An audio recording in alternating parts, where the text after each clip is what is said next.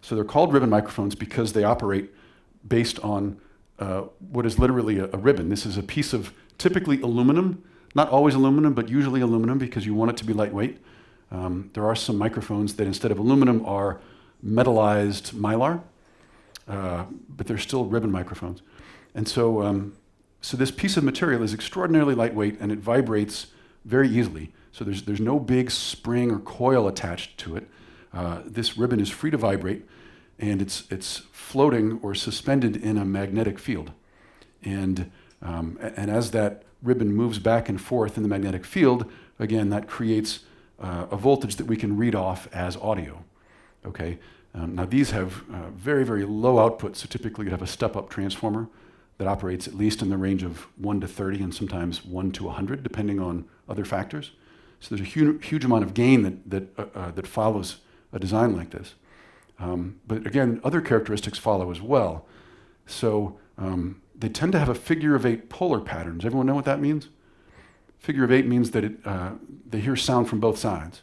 So why is that? Well, it's hard to tell from this, but this is open on both ends, right? Sound hits it from the front, sound hits it from the back.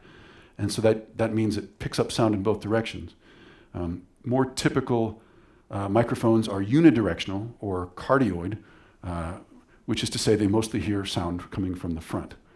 Okay, but because this ribbon is suspended in space and open to both ends, it has a figure of 8 polar pattern.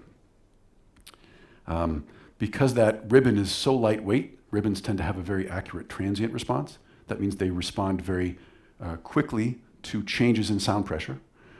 They tend to have significant proximity effect. So proximity effect means that when you get closer to the microphone, it sounds bassier or boomier. All right. The figure 8 pattern is a highly directional pattern, and it is just a characteristic of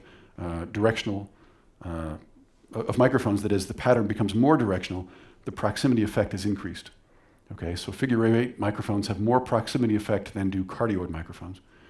And so some ribbon microphones are described as having a proximity effect that starts a couple of feet away, which means you could be this far away and it's artificially bassier than it normally would be.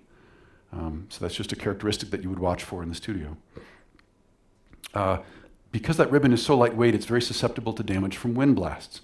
So if you blow a puff of air at it, that piece of metal can just snap in two, and then your microphone's dead. So you have to be very careful about that. They take EQ well. They have low output. Usually they have low output if it's a passive ribbon microphone, meaning no circuit to do gain, to do additional gain.